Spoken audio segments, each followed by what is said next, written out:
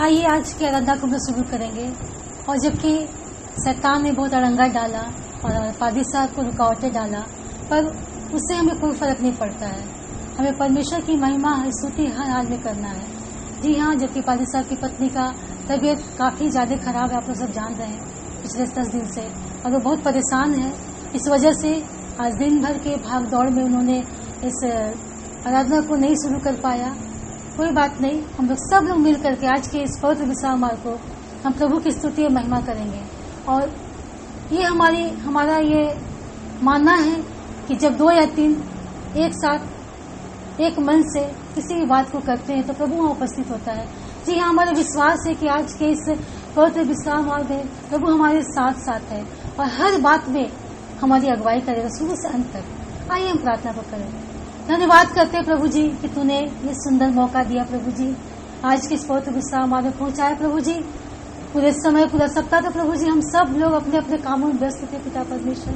और प्रभु जी इस समय जब कोरोना वायरस की वजह से प्रभु जी कोविड-19 की वजह से हम अपने पवित्र भवन में नहीं जा सकते पिता परमेश्वर, पर प्रभु जी जो कुछ भी हो जाए शैतान हमें तेरी महिमा करने से नहीं रोक सकता है पिता परमेश्वर। उन्हें दे कि प्रभु जी इस समय को पूरे समय को तेरे हाथों में सौंप देते हैं कि तू शुरू से अंत तक हमारी सहायता अगुवाई कर कि हम तेरी महिमा को कर सके, तेरे वचन को हम सुनने पाए और हर एक बात में प्रभु जी तेरे नाम की प्रशंसा और महिमा होने पाए। धन्यवाद करते हैं प्रभु जी सुंदर दिन के लिए, सुंदर समय के लिए। धन्यवाद के साथ हम इस प्रार्थना को प्रभु यीशु के पवित्र मीठे नाम से मांगते हैं, आमीन आमीन। आइए हम लोग गाना गाएंगे और हम लोग बाइबल सॉन्ग 89 गीत संख्या को निकालेंगे। सारी सृष्टि के मालिक तुम ही हो, सारी सृष्टि के रक्षक तुम ही हो, करते हैं तुझको सादर प्रणाम, गाते हैं तेरे ही गुणगान। हम लोग एक साथ इस गाना को गाएंगे। सारी सृष्टि के मालिक तुम ही हो, सारी सृष्टि के रक्षक तुम ही हो, करते हैं तुझको सादर प्रणाम, गाते हैं तेरे गुणगान। सारी सृष्टि के मालिक तुम ही हो। हाँ पिता परमेश्वर, प्रभु जी तेरा आनंद हमारा दृढ़ है प्रभु जी, और हर समय प्रभु जी हम सब मिलकर तेरी स्तुति और महिमा करेंगे पिता परमेश्वर, क्योंकि प्रभु जी हम तेरे निकट है, निरंतर और निरंतर तेरे संग पिता परमेश्वर। हाँ प्रभु जी हम अपने धन्यवाद बलिदान को चढ़ाते हैं पिता परमेश्वर, अपने मन और हृदय के रूप से पिता परमेश्वर कि तूने आज के दिन में दिया है प्रभु जी।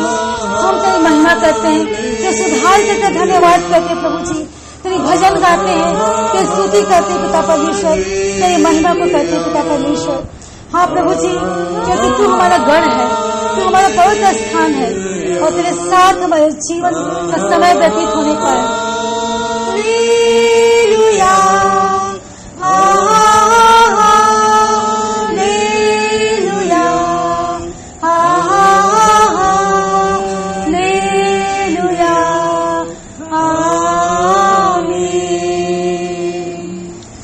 सृष्टि को तेरा सहारा, सारे संकट से हमको बचाना, तेरे हाथों में जीवन हमारा है, मेरा हाथ हमको चलाना।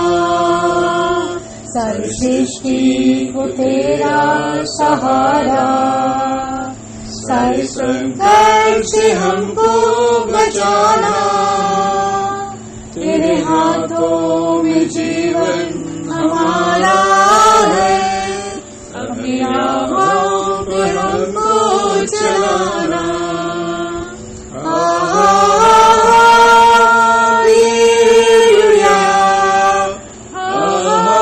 पिता परमेश्वर प्रभु जी तेरे सामर्थ से भरे हुए प्रभु जी तेरे आकाश मंडल पिता परमेश्वर प्रभु जी तेरी स्तुति करते हैं, पराक्रम के कामों के कारण प्रभु तेरी स्तुति करते हैं, तेरी अत्यंत बड़ाई करते हैं पिता परमेश्वर।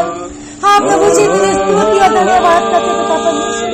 हाँ प्रभु जी तेरे और सारंगी को बजाते पिता परमेश्वर, आप लोग उसे डब को बजाते पिता परमेश्वर, जिस प्रकार डॉग बजाया करता था पिता परमेश्वर, हमारे पास प्रभु जी एक डब और बीड़ा में प्रभु जी और तेरे द्वारा प्रभु जी दिया हुआ आवाज है पिता परमेश्वर। इसी आवाज के माध्यम से प्रभु जी हम तेरी स्तुति और महिमा को करते पिता परमेश्वर। हाँ प्रभु जी, हम नाचना और गाना चाहते पिता परमेश्वर। की रचना हम पर रहे तेरी करुणा, तन मन धन हमारा तेरा है, इन शैतान को छूने न देना। हम हैं तेरे हाथों की रचना, हम पर रहे तेरी करुणा, तन मन धन हमारा तेरा है, इन शैतान को छूने न देना।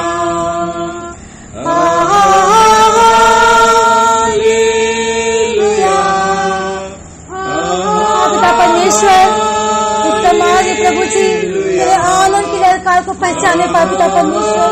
हाँ प्रभु जी, तेरे मुख का प्रकाश प्रभु जी हर एक लोगों के जीवन में चमकने पाए पिता परमेश्वर। क्योंकि सारी पृथ्वी के लोग प्रभु जी तेरे धन्यवाद कर सके पिता परमेश्वर, तेरे जय जयकार कर सके प्रभु जी, तेरी आराधना कर सके प्रभु जी, तेरे सम्मुख आ सके पिता परमेश्वर। क्योंकि तू भला है प्रभु जी, तेरी करुणा सदा की है पिता परमेश्वर।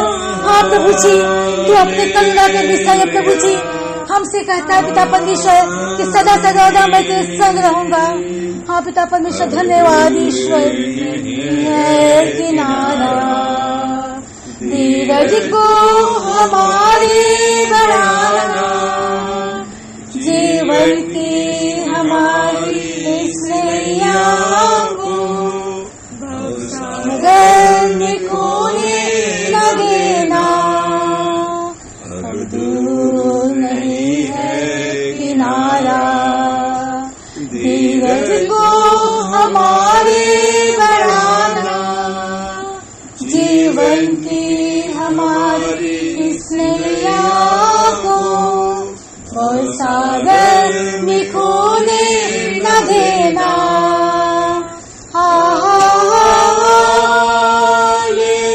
पिता परमेश्वर, तू चाहता है प्रभु जी कि तेरे भक्त प्रभु जी के नाम की महिमा करने पाए पिता परमेश्वर, तेरे किसी बात का उपकार को भूल न जाए प्रभु जी।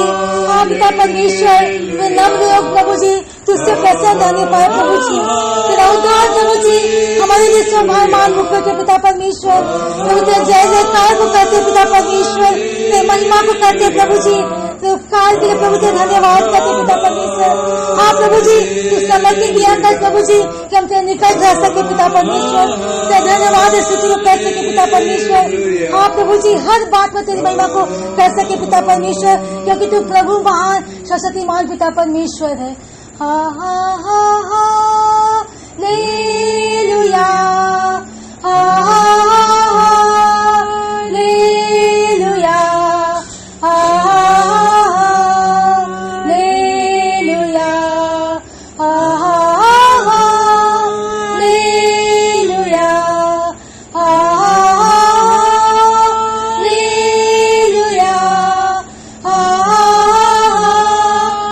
लेलुया,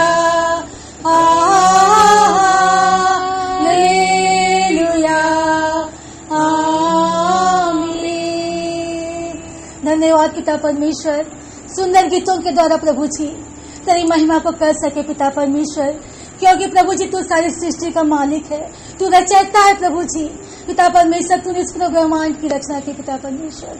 हाँ प्रभु जी, तूने हमें अपने स्वरूप में बनाया प्रभु जी, इसलिए बनाया प्रभु जी कि हम तेरी आराधना करने पाए पिता परमेश्वर। तू हमारा आराध्य है प्रभु जी।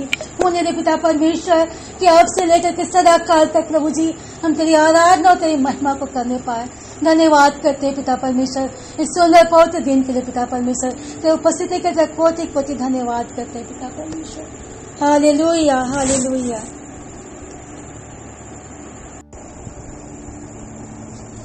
आइए हम आज के वचन को देखेंगे, जबकि अभी पिछले बृहस्पतिवार को हम लोगों ने 16 दुल्हन का पर्व को मनाया था, और हम उसी विषय में आज हम कुछ बातें आप लोग को बताना चाहते हैं। हम वचन पढ़ेंगे, निकालेंगे आप लोगों के अपने वचन। प्रेतों के कार्य उसका पहला अध्याय 1 से 11 तक। प्रेतों के कार्य उसका 1 अध्याय और उसका 1 से 11 तक पढ़ने में हमारी अगुवाई करेंगे। थियोफिलुस, मैंने पहली पुस्तक की आप पुस्तिका उन सब बातों के विषय में लिखी जो यीशु ने आरंभ किया और करता और सिखाता रहा, उस दिन तक जब वह उन प्रेरितों को जिन्हें उसने चुना था पवित्र आत्मा के द्वारा आज्ञा देकर ऊपर उठाया न गया। और उसने दुख उठाने के बाद बहुत से बड़े प्रमाणों से अपने आप को उन्हें जीवित दिखाया, और 40 दिन तक वह उन्हें दिखाई देता रहा और परमेश्वर के राज्य की बातें करता रहा, और उनसे मिलकर उन्हें आज्ञा दी कि यरूशलेम को न छोड़ो, परंतु पिता की उस प्रतिज्ञा के पूरे होने की बाट जोड़ते रहो जिसकी चर्चा तुम मुझसे सुन चुके हो। क्योंकि यूहन्ना ने तो पानी में बपतिस्मा दिया है, परंतु थोड़े दिनों के बाद तुम पवित्र आत्मा से बपतिस्मा पाओगे। सो उन्होंने इकट्ठे होकर उससे पूछा कि हे प्रभु, क्या तू इसी समय इस्राएल को राज्य फेर देगा?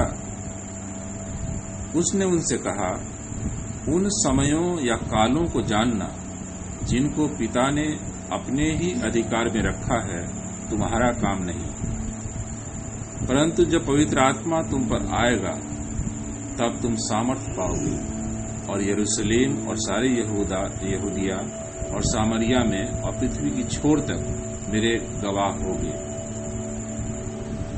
यह कहकर वह उनके देखते देखते ऊपर उठा लिया गया, और बादल ने उसे उनकी आंखों से छिपा लिया।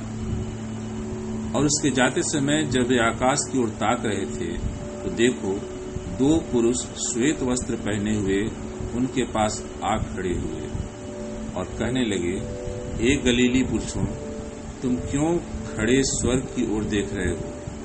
यही यीशु जो तुम्हारे पास से स्वर्ग पर उठा लिया गया है, जिस रीति से तुम उसे स्वर्ग को जाते देखा है, उसी रीति से वह फिर आएगा।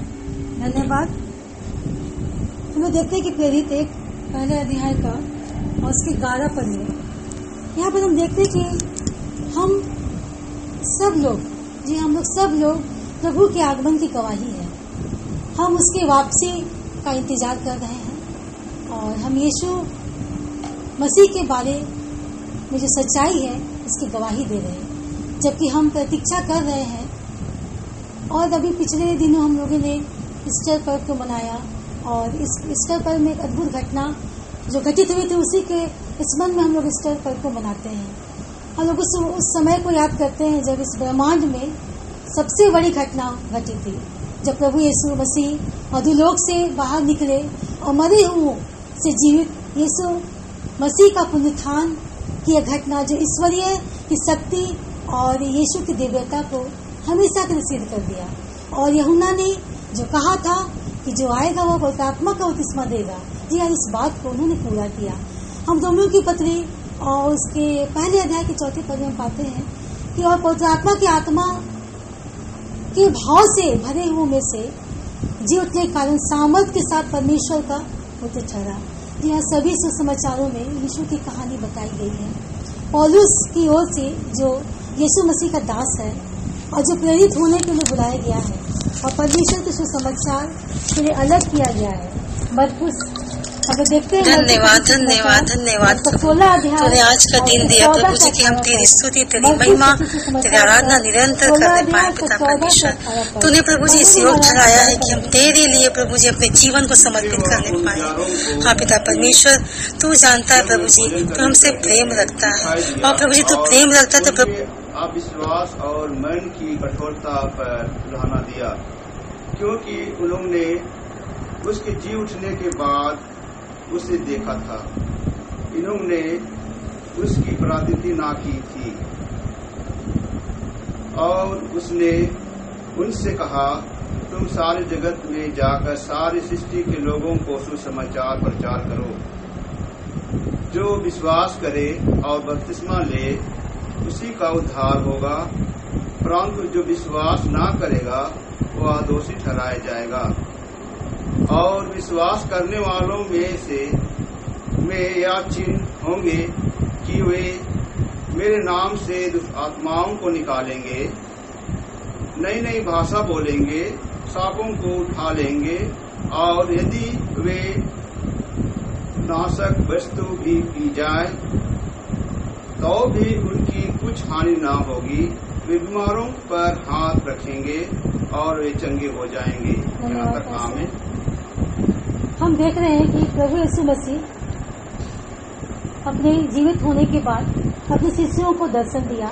हम प्रेरितों के काम उसका पहले अध्याय के 1 से 3 पद में हम पाते हैं कि 40 दिनों की घोर परीक्षा के बाद जब शैतान के द्वारा लिया गया था और यीशु मसीह को पीड़ित किया गया था और वो जब क्रूस पर चढ़ाए गए थे, उसने समय समय पर प्रेरितों को दर्शन दिए और उसने उन्हें कई तरह से साबित किया कि वह वास्तव में जीवित था, और उसने उनसे परमेश्वर के राज के बारे में बातचीत की। हम लूका रचित सुसमाचार और उसके 24 पद में पाते हैं, उसके 24 अध्याय में हम पाते हैं कि पुनरुत्थान के 40 दिनों तक यीशु ने प्रेरितों को दिखाई देता रहा। यहाँ लूका रचित सुसमाचार उसका 24 अध्याय में पाते हैं कि पुनरुत्थान के 40 दिनों तक यीशु मसीह ने प्रेरितों को दिखाई दिया। प्रेरितों का कार्य इसका 1 अध्याय 1 से 9 पद में पाते हैं कि धरती पर यीशु मसीह के अंतिम क्षणों का लेखा जोखा उसमें दिया हुआ है। उसने उन्हें पवित्रता के आने का वादा, पवित्र आत्मा के आने का वादा किया। उसने उन्हें आश्वासन दिया कि पिता के पास राज्य के लिए एक योजना है। उसने उन्हें उनके लिए दुनिया भर में सुसमाचार का प्रचार किया, लेकिन हमें शक्ति प्राप्त होगी जब पवित्र आत्मा हम पर आएगी, तब तुम मेरे गवाह होगे। परमेश्वर का कहना है कि जब पवित्र आत्मा की सामर्थ हम पर आएगी तब हम इसके वचन के गवाह होंगे। हर जगह लोगों को मेरे बारे में बताया जाएगा, यरूशलेम से सामरिया तक, पूरे पृथ्वी पर की अंतिम छोर तक। और सबसे पहले हमारे घरों से शुरू होता है, तब पास के समुदाय में जाता है, लोगों के समूहों में बात को फैलाया जाता है, पृथ्वी के अंतिम छोर तक। तब वह स्वर्ग में चला गया। इन बातों के पश्चात वो स्वर्ग में चला गया। जब उसने ये बातें कही थी, जैसा कि वे देख रहे थे, वह उठा लिया गया और एक बादल ने उन्हें ढक लिया और वे अदृश्य हो गए। इब्रानियों की पत्री उसका 1 अध्याय और उसके 30 पद में पाते हैं लिखा हुआ वचन कि पुत्र के द्वारा परमेश्वर की स्वयं की महिमा को दर्शाता है और परमेश्वर के चरित्र को व्यक्त करता है, और वह अपने आदेश की शक्तिशाली शक्ति के द्वारा सब कुछ का पालन करता आया।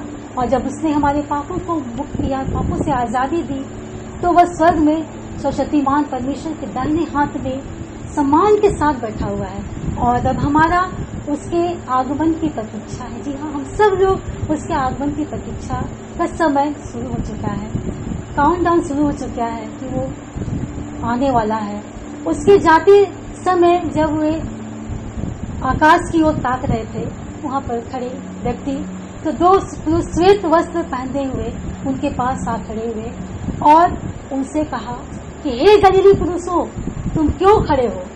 आकाश की ओर क्या देख रहे हो? यही जो यीशु तुम्हारे पास है, स्वर्ग में उठा लिया गया, और जिस रीति से तुमने उसे स्वर्ग की ओर जाते देखा है, उसी रीति से वो फिर आएगा। जी हाँ, इब्रानी 10 का 32 पद में वचन हमें बताता है कि परंतु उन पिछले दिनों को स्मरण करो जिनमें तुम ज्योति पाकर दुखों से बड़े संघर्ष में स्थिर रहे थे। जी हाँ, इब्रानियों की पत्री उसका 10 अध्याय उसका 32 पद में बताता है कि उन पिछले दिनों को स्मरण करो जिनमें तुम ज्योति पाकर दुखों के बड़े संघर्ष में स्थिर रहे। हम उन शुरुआती दिनों को याद करें जब हमने पहली बार प्रभु के विषय में जाना, यीशु मसीह के विषय में जाना या सीखा या उसको पहचाना।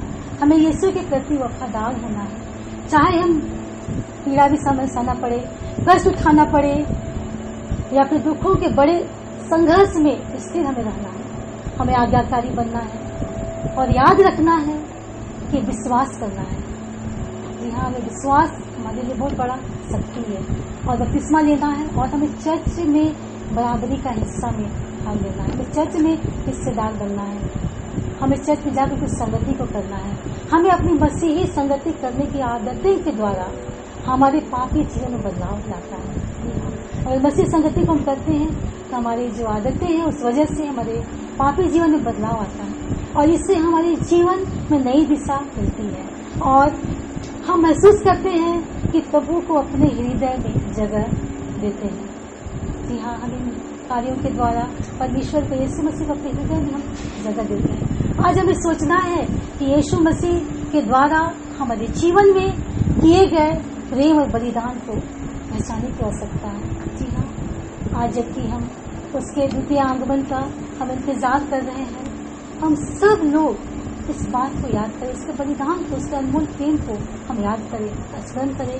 उन्होंने जो अपना उनका वादा था, जो परमेश्वर, जो उसके पिता का जो वचन था, उन्होंने उसको पूरा किया और वो आएगा और हमारा न्याय करेगा। तो जी हाँ, हम उस न्याय के दिन के लिए अपने आप को पूरी तरीके से तैयार करने पाए। आइए हम धन्यवाद देते सुंदर वचन के लिए। आइए प्रार्थना करें। धन्यवाद करते प्रभु जी कि तूने सुंदर वचन दिया और इस वचन के माध्यम से प्रभु जी हमने अपने जीवन में प्रभु जी अपने आप को जांचा और परखा है कि प्रभु जी तू लगातार प्रभु जी अपने जीवित होने का प्रभु जी बातों को वो लगातार तो शिष्यों को दे रहा था, चेलों को बता रहा था प्रभु जी।